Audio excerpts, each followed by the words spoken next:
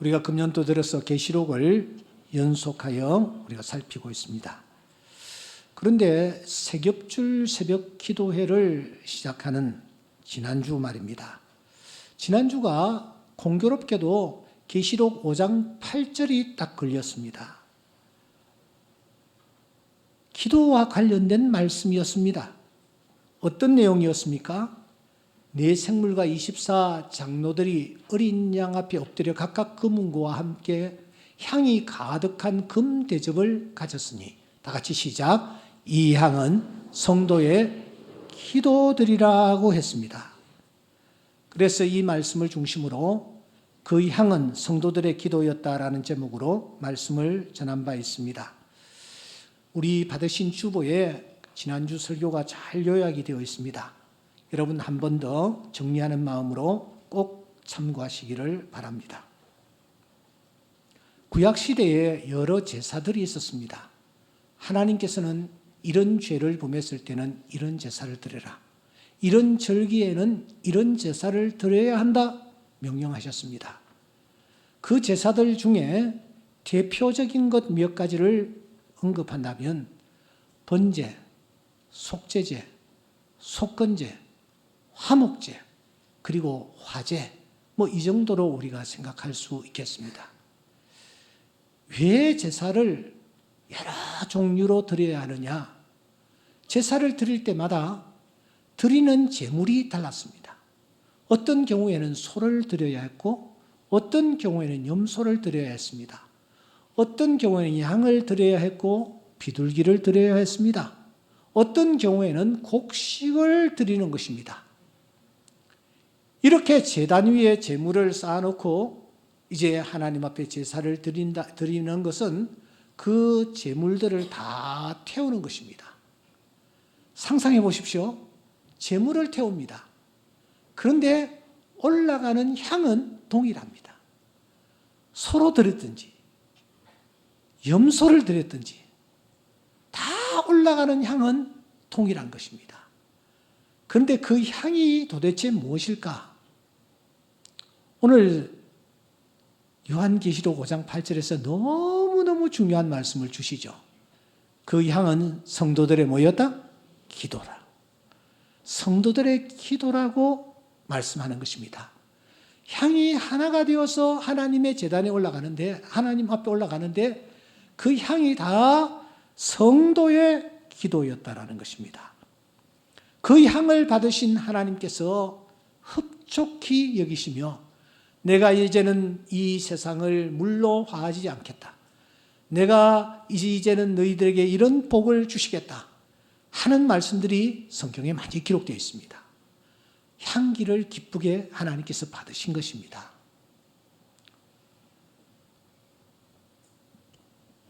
그런데 향기를 받으신 하나님이 하늘에서 우리에게 무언가를 내려주십니다. 그것은 성령 충만입니다. 그리고 은총입니다. 성령 충만과 은총을 내려주시는 것입니다. 성령 충만을 입으려면 우리가 하나님 앞에 기도의 향을 올려야 합니다. 그래서 초대교회 성도들은 오로지 기도에 힘쓰니라, 기도에 힘썼을 때에 성령 충만한 역사가 나타났습니다. 은혜의 충만을 입으려면 은혜의 보좌 앞으로 나아가야 합니다. 은혜의 보좌 앞에 나아갈 때에 하나님께서 우리에게 은혜를 베풀어 주시는 것입니다. 하나님 앞에 우리가 기도의 향을 이렇게 올릴 때에 한편으로는 성령 충만이, 한편으로는 은혜의 향이 우리에게 나타나면은 어떤 역사가 우리 삶의 현장에 나타나느냐? 우리 앞에 큰 산들, 누구도 해결할 수 없는 이 큰 산들이 그야말로 평지가 되는 놀라운 역사가 일어나는 것입니다. 그 사실을 금년도에 우리가 받은 이 표에 너무너무 정확하게 제시되고 있습니다. 여러분, 기독교는 입을 여는 종교입니다.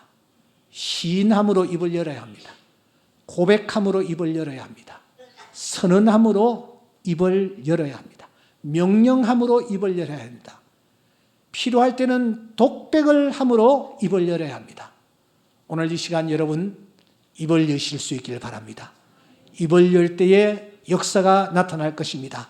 입을 열어서 우리가 금년도에 받은 말씀 스가랴서 4장 6절 말씀을 우리 다 같이 앞을 바라보면서 다 같이 크게 선포할 수 있기를 바랍니다. 시작. 이는 힘으로 되지 아니하며 능력으로 되지 아니하고 오직 나의 영으로 되느니라. 아멘. 그렇습니다. 하나님의 영으로 되는 줄 믿습니다. 7절은 이렇게 이어집니다. 시작. 큰 산아 내가 무엇이냐? 내가 수룹바벨 앞에서 평지가 되리라. 아멘.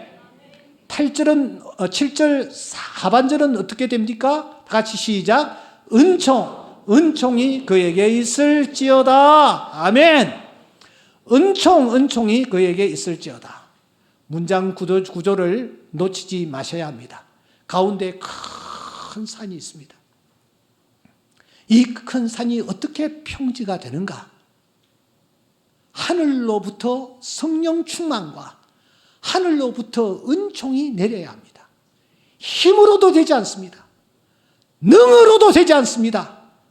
오직 나의 영으로 성령 충만할 때에 산이 무너지는 역사가 나타나는 것입니다.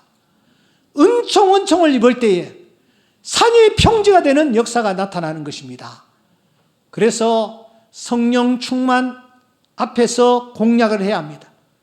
뒤에서 은총이 그 산을 공략해야 하는 것입니다. 이렇게 앞에서 뒤에서 이 산을 향하여 큰 산아 내가 무엇이냐? 내가 수룹바벨 앞에서 평지가 되리라 외치면서 나아갈 때에 내 힘이 아니라 하나님의 영으로, 할렐루야, 내 은혜가 아니라 하나님의 은혜로 큰 산이 무너지는 역사가 일어날 줄 믿습니다. 오늘 이 예배에 참석하신 분들 가운데서 나름으로 큰 산을 앞에 두고 힘들어하는 분들 많이 계십니다. 오늘 또 한 분이 제가 2부 예배를 마무리하고 제 방에서 잠깐 쉬고 있는데 무슨 소리가 나는 것 같기도 하고 안 나는 것 같기도 하고 두드리지는 않고 그래서 누굴까 하고 제가 방문을 열었습니다. 한 분이 지팡이를 짚고 서 계셨습니다. 눈에서는 하염없이 눈물이 줄줄 흐르고 있었습니다.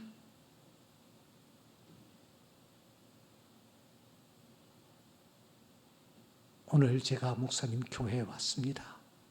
목사님 먼저 만나려고 올라왔습니다. 오늘 이 말씀이 떠올랐습니다. 큰 산 앞에 서 계시구나. 하나님의 은혜로 오늘 이 예배를 드리는 중에 하나님의 은총이 임하기를 주의 이름으로 축원합니다. 하나님께서 성령 충만으로 그 큰 산을 제거해 주시기를 주의 이름으로 축원합니다. 이것이 지난주에 우리가 나눈 계시록 5장 8절의 말씀입니다. 8절 말씀을 나누었기 때문에 이제는 9절 이하로 내려가려고 생각을 하면서 읽고 있는데 자꾸 앞부분의 말씀 1절부터 7절까지의 말씀이 눈에 밟히는 것 아닙니까? 이미 8절을 했는데 건너가자 이렇게 생각을 하는데 내 마음속에 그건 아니지 하는 나지막한 음성이 들리는 듯 했습니다. 그래서 제가 급히 지나쳐버렸던 5장 1절 이하의 말씀을 천천히 정독을 해나가기 시작했습니다. 내가 봄에 1절 또 봄에 라는 글귀가 눈에 들어왔습니다. 그 다음에 두루마리가 보였습니다. 이 두루마리가 뭘까? 여러분 잠시 6장을 한번 넘겨보십시오. 6장을 넘기시면 이 두루마리 또 두루마리의 인을 떼는 것 이것이 계시록을 열어가는 키워드라는 것을 알 수 있습니다. 일곱째 인을 떼는 것까지 8장입니까? 거기까지 계속해서 이 두루마리와 인 떼는 작업이 진행됩니다. 야, 이거 정말 중요한 내용이구나. 정신이 번쩍 들었습니다. 그래서 더 정신을 차리고 성경을 읽어가는 것입니다. 1절, 2절, 3절, 4절, 5절까지 읽었습니다. 5절을 읽으면서 저는 도무지 이해할 수 없는 광경 앞에서 제 눈이 휘둥그레졌습니다. 어떤 말씀 때문일까요? 5절을 보십시오. 사도 요한이 울고 있습니다. 그것도 이 사도 요한이 크게 울고 있습니다. 여러분, 지금 이 사도 요한이 어디에 있습니까? 밤모섬에 있던 그에게 어느 날 하늘에서 음성이 들렸습니다. 이리로 올라오라. 그 순간 이 사도 요한은 하늘로 들림을 받았습니다. 그래서 그는 지금 말로 표현할 수 없는 영광스러운 천상세계, 우리가 모두 사모하는 저 천국에 이 요한이 가 있는 것입니다. 여러분, 그 천국이 도대체 어떤 곳일까요? 여기에 계시는 분들 한 분도 정확하게 천국을 묘사할 분 없을 것입니다. 어떤 사람들이 나는 천국에 가보았다, 나는 천국을 보았다, 이런 책들 있지만, 글쎄 그 사람들의 경험, 주관적인 경험을 우리가 얼마나 받아들여야 될지 모릅니다. 하나 분명한 것은 여기에 등장하는 주인공 요한은 천국을 분명히 보았다라는 거예요. 그리고 그가 쓴 것이 요한계시록입니다. 그런데 이 요한이 천국을 묘사하면서 요한계시록 21장 4절에 보면은 천국을 이렇게 우리에게 소개하는 것을 볼 수 있습니다. 다 같이 한번 읽어볼까요? 시작.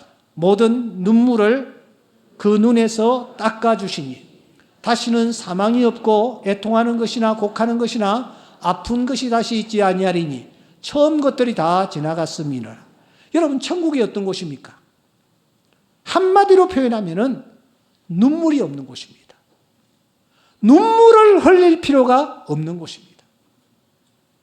여러분, 사랑하는 사람이 세상을 떠납니다. 사망입니다. 눈물을 흘려야 합니다. 병에 들었습니다. 눈물을 흘릴 때가 많습니다. 이런저런 어려운 일을 만납니다. 눈물을 흘리는 것입니다. 천국이 어떤 곳이냐? 이런 것들이 없기 때문에 더 이상 눈물을 흘릴 필요가 없는 곳, 바로 그곳이 천국입니다. 그래서 우리는 이런 찬양을 즐겨 부르기도 합니다. 저 하늘에는 저 하늘에는 눈물이 없네. 거기는 슬픔도 없네. 저 하늘에는 눈물이 없네. 거기는 승리만 있네. 거기까지만 합시다. 그렇습니다. 천국은 어떤 곳이냐? 저 하늘에는 어떤 곳이냐? 눈물이 없는 곳이 천국입니다. 여러분, 사도 요한이 지금 그곳에 가 있습니다. 그런데 놀랍게도 그가 그곳에서 울고 있습니다. 그것도 보통 우는 것이 아니라, 눈물을 훔치는 정도가 아니라 크게 울고 있습니다. 여러분, 하늘에 갔는데 하늘에서 내가 눈물을 흘려야만 한다면, 내가 크게 울어야만 한다면 이 세상과 다를 바가 무엇이겠습니까? 이런 생각에 이르자 저는 더 이상 한 구절도 앞으로 나갈 수가 없었습니다. 그래서 이 본문을 놓고 요한이 우는 장면을 펴들고서는 제가 실험을 하였습니다. 그러자 아주 먼 옛날 실로 가마득한 어릴 적 영화 한 편이 떠올랐습니다. 그것은 저 하늘에도 슬픔이라는 제목의 영화입니다. 여러분들 혹시 저 영화 보신 적이 있습니까? 왜 웃으세요? 저 영화 보신 적 있습니까? 예, 저 영화는 1965년에 제작된 영화입니다. 이 작품은 60년대를 대표하는 작품이라고들 합니다. 관객을 제일 많이 불러 모은 그런 영화였습니다. 저도 어렸을 때에 눈물을 훔치며 이 영화를 본 듯한 기억이 납니다. 그런데 그 영화의 스토리가 어떤 내용인지 도무지 기억이 나지 않습니다. 그래서 저는 설교를 준비하다 말고 유튜브를 열어서 이 영화를 찾았습니다. 다행히 이 영화가 유튜브에 실려 있더라고요. 다시 컴퓨터 앞에서 이 영화를 되돌려 보면서 저는 눈시울을 적셨습니다. 영화에 나타나는 주인공 윤복이가 제가 태어난 해와 엇비슷한 그런 나이였습니다. 그러다 보니 영화의 배경도 너무나 친숙한 그런 분위기였기 때문입니다. 대구 명덕국민학교에 다니던 이 윤복이 가족들은 돈이 없어서 집에서 쫓겨나 움막집으로 쫓겨 들어갑니다. 윤복이는 노름판에 빠져있는 술주정뱅이 아버지, 그 술주정뱅이 아버지 때문에 집을 나가버린 어머니, 이 아버지와 어머니를 대신하여 가정을 책임져야만 했었습니다. 어린 동생들을 책임지며 가정을 이끌어 나갑니다. 살림에 보태기 위해서 그는 껌파리를 하죠. 그러다가 희망은 직원에게 붙잡혀서 아동보호소로 끌려갑니다. 하지만 보호소에서 가만히 생각하니 아니 아버지와 동생들이 긴 일을 그르고 있을 것이라고 생각했습니다. 이들을 먹여 살려야 된다라는 그런 생각에 그곳을 탈출을 합니다. 이런 비참하기 그지없는 나날을 윤복이가 보내면서 이 윤복은 그날 경험했던 일들을, 생각했던 일들을 빠짐없이 일기장에 담죠. 윤복이의 사정을 학교 선생님이 알게 되었습니다. 신영균 선생입니다.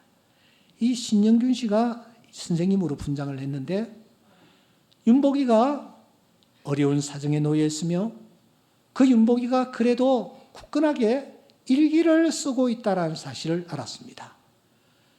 일기장을 받아든 선생님은 눈물을 훔치면서 한 장 한 장 일기를 읽습니다. 그리고 이 일기를 책으로 출간하면 어떨까? 그렇게 생각하고서는 책으로 출간될 수 있도록 주선을 합니다. 그 책 제목이 바로 저 하늘에도 슬픔이라는 책이었습니다. 저 하늘에도 슬픔이 있을까? 저 하늘나라는 어떤 곳일까? 윤복이가 늘 하늘을 바라보면서 저 하늘에도 이런 슬픔이 있을까? 저 하늘에 올라가면은 이런 슬픔들이 다 사라질 것일까? 이런 생각들을 함축적으로 이 영화 제목이 담고 있는 것입니다. 그래서 저는 오늘 설교 제목을 벤치마킹 했습니다. 저 하늘에도 뭐요? 눈물이. 저 하늘에도 눈물이.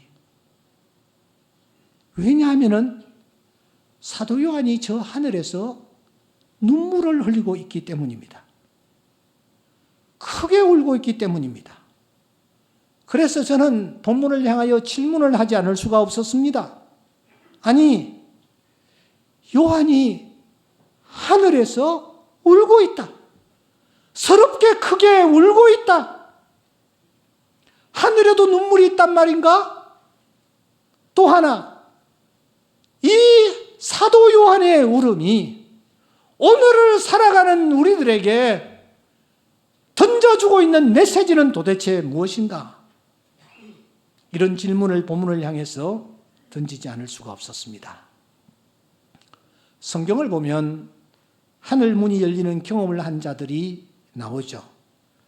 대표적인 경우가 야곱입니다.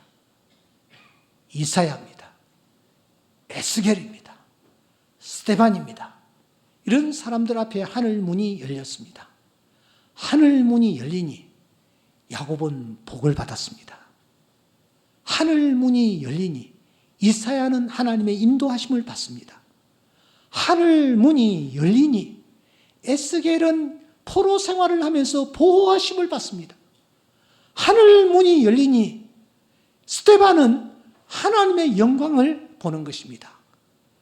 그런데 이 사람들 모두 다 우리와 성정이 똑같은 사람들입니다. 그렇다면 우리 앞에도 하늘 문이 열리는 은혜가 나타날 줄 믿습니다. 오늘 이 예배에 참석한 우리 앞에 하늘 문이 열림으로 말미암아 야곱처럼 하나님의 축복을 입으며 이사야처럼 하나님의 인도하심을 받으며 더 나아가 에스겔처럼 하나님의 보호하심을 입고 스데반처럼 하나님의 영광을 보며 나아가는 우리 모든 주의 자녀들이 다 되실 수 있기를 주의 이름으로 축원합니다. 사도 요한은 조금 더 특별했습니다. 성경은 이렇게 묘사하고 있습니다. 계시록 11장 19절에 보시면 그는 이렇게 말합니다. 하늘에 있는 하나님의 성전이 열렸다.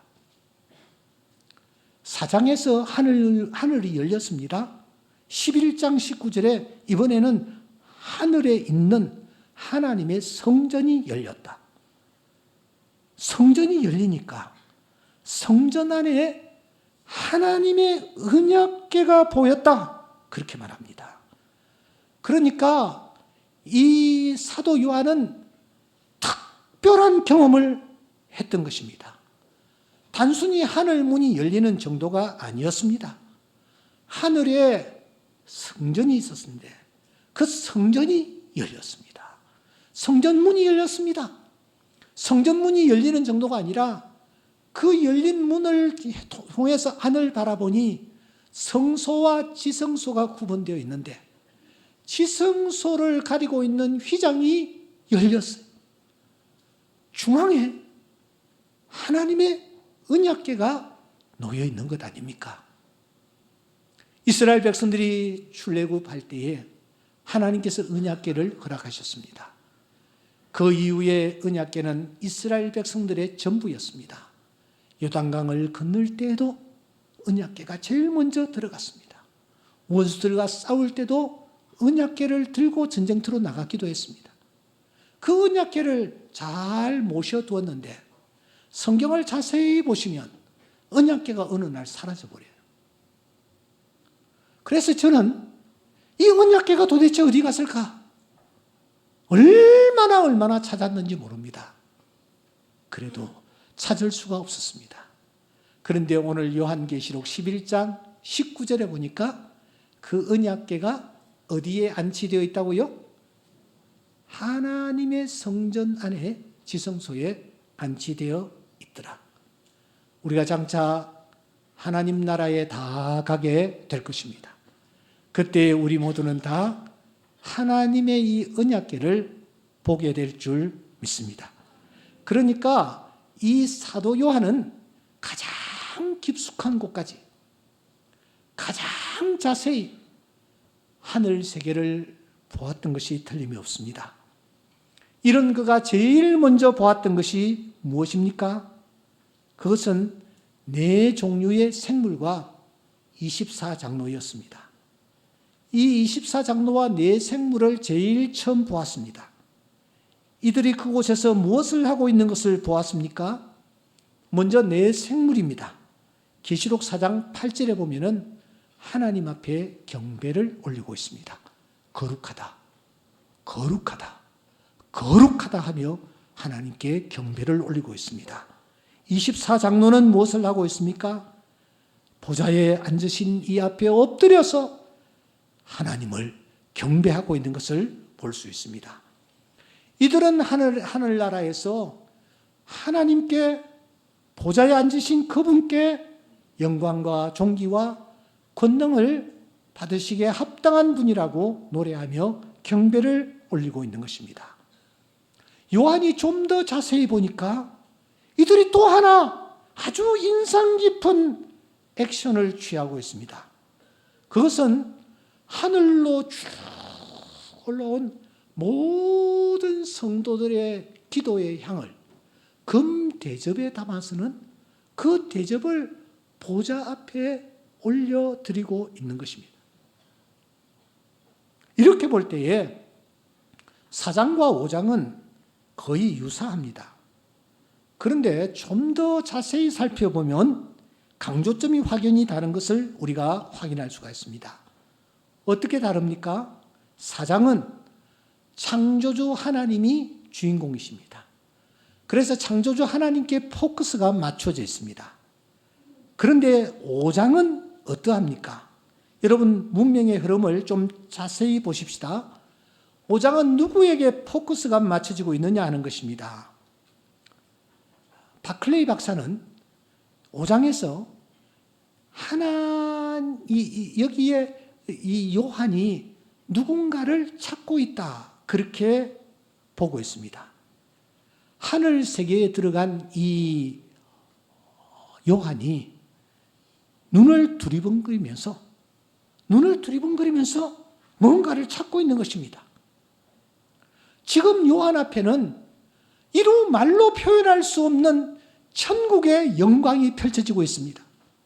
모두 다 이 세상에서 볼 수 없었던 그런 화려하기 그지없는 영광이 그 앞에 펼쳐지고 있지 않습니까? 이것을 구경하고 저것을 구경하고 눈과 마음이 다 빼앗길 수 있는 그 상황 속에서 이 요한은 천국의 그 아름다움 화려함에 눈을 고정시키지 않고 눈을 부드러거리며 뭔가를 찾고 있는 거예요. 그런데 찾지를 못했습니다. 찾지를 못하니 이 요한이 어떻게 합니까? 크게 웁니다. 울음을 터뜨립니다. 그러면 여러분, 지금 하늘나라의 들림을 받은 이 사도 요한이 그곳에서 도대체 무엇을 찾았을까요? 무엇을 찾았을까요? 무엇을 찾았는데 보이지를 않아서 찾을 수가 없어서 이 요한이 울었느냐 하는 것입니다. 사건의 전개를 우리가 한번 따라가 보십시다.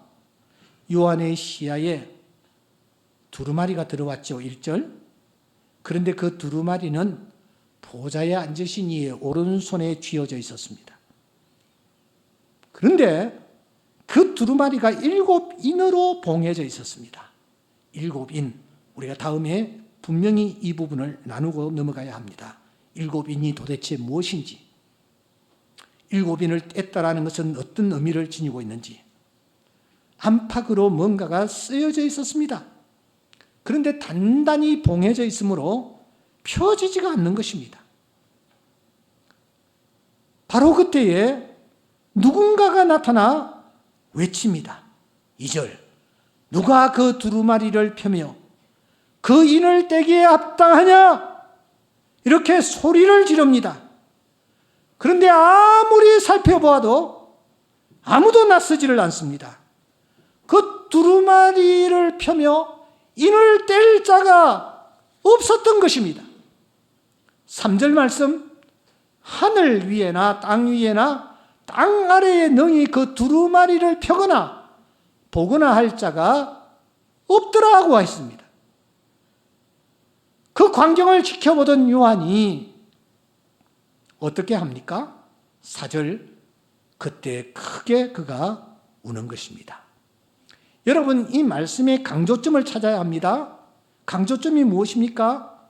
강조점은 여러분 3절에 펴거나 보거나 할 자, 4절 합당한 자, 즉 그 누군가입니다.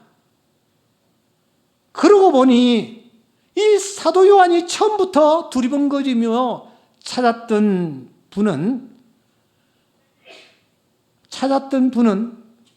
누군가였었는데 그분이 보이지가 않아서 이 사도 요한이 울고 있었던 것입니다. 누군가를 만나고 싶었는데, 누군가를 찾고 싶었는데 그분을 만날 수 없어서 이 사도 요한이 크게 울었던 것입니다. 그러면 이 사도 요한이 그렇게도 간절히 찾았던 그 대상은 구체적으로 누구였을까요? 여러분 5절을 주목하십시오. 5절은 이렇게 이어집니다. 누군가가 다시 말합니다. 울지 말라. 유대 지파의 사자 다윗의 뿌리가 이겼으니 7인을 떼시리라. 그분이. 7절. 어린 양이 나와서 오른손에서 두루마리를 취하시니라. 우리는 여기에서 핀셋으로 세 단어를 집어내야 합니다.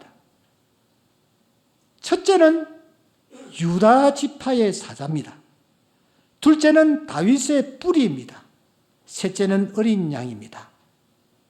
이 유다 지파의 사자, 다윗의 뿌리, 어린 양은 도대체 누구를 지칭할까요? 첫째, 유다 지파의 사자라고 했습니다. 우리는 이 사자라는 단어에 이미 익숙해 있습니다. 앞에 계시록 1장부터 쭉 오면서 연이어서 7교회 사자에게 편지하노니, 에베소 교회 사자에게, 스무나 교회 사자에게 편지하노니 하는 우리가 문맥에 이미 익숙해 있습니다. 그래서 여기에 있는 사자도 똑같이 우리가 생각하는 사자라고 생각할 수가 있습니다. 아닙니다. 앞에 이 계시록 앞에 있는 이 사자는 천사입니다. 엔젤입니다. 하지만 오늘 본문에 등장하고 있는 사자는 라이온입니다. 그야말로 사자입니다. 이 사자란 명칭이 제일 처음 성경에 어디 등장하느냐? 여러분 창세기 49장 9절에 등장합니다. 야곱이 자기 아들들을 하나씩 불러서 복을 내리면서 유다가 나타났을 때에 지금 유다를 향하여 야곱이 손을 얹고 축복 기도를 하면서 이렇게 말합니다. 유다 너는 사자 새끼로다. 유다 너는 사자 새끼로다. 이게 무슨 말입니까? 유다의 지파를 통해서 구원자가 나타날 것이라는 예언인 것입니다. 그러므로 여기 유다의 사자는 바로 오실 메시아 예수 그리스도를 뜻합니다. 두 번째로 여기에 등장하고 있는 다윗의 뿌리는 누구를 뜻할까요? 이사야는 말합니다. 이새의 줄기에서 한 싹이 나며 만민의 기호로 설 것이라고요. 이새는 다윗의 부친입니다. 그러므로 다윗의 뿌리 또한 예수 그리스도를 뜻합니다. 셋째로 어린 양은 누구를 가리킬까요? 일찍 죽임을 당한 것 같은 그 어린 양 말입니다. 저 모리아 산에서부터 등장하는 어린 양 말입니다. 제사를 드릴 때마다 다른 사람을 위하여 제물이 되어지고 피를 쏟는 이 어린 양 말입니다. 도대체 그 어린 양이 누구를 뜻합니까? 요한은 요한복음 1장 29절에서 이렇게 말합니다. 보라 세상 죄를 지고 가는 하나님의 어린 양이로다. 그러므로 여기에 어린 양 또한 오실 메시아 예수 그리스도를 뜻하는 것입니다. 유다 지파의 사자이신 예수 그리스도, 다윗의 뿌리 되신 예수 그리스도, 피 흘려 죽으신 어린 양 예수 그리스도. 그러므로 이 세 가지 명칭만큼 예수 그리스도를 정확하게 묘사한 단어가 더 이상 있을 수가 없습니다. 사랑하는 여러분, 오늘 저는 이제 말씀을 마무리하려고 합니다. 이 사도 요한이 이 예수 그리스도를 아무리 찾았으나 예수님이 보이지 아니하므로 천국에서 울음을 터뜨리고 있다는 사실 놓치지 마셔야 합니다. 천국에서 말입니다. 언젠가 그분이 말씀하셨습니다. 내가 너희를 위하여 처소를 예비하려 가노니 가서 너희를 위하여 거처를 예비하면 내가 다시 와서 너희를 내게로 영접하여 나 있는 곳에 넣게 하리라. 이 말씀을 하신 후에 그 주님이 하늘로 승천했습니다. 그 하늘나라에 사도 요한이 지금 올랐습니다. 이 천국을 만드신 주님을 뵙고 싶었습니다. 그런데 그곳에 주님이 보이지 않는 것입니다.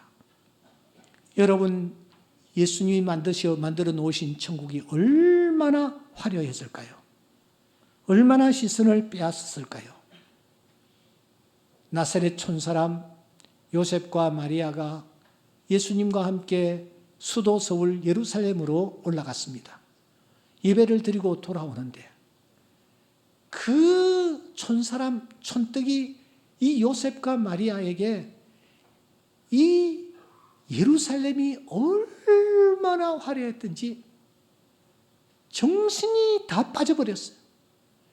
예수님이 어디 계시는조차 생각지도 않고 그들은 여기서 이거 구경하고 저기서 저거 사 먹고 그러다가 하루를 보내고 말았습니다.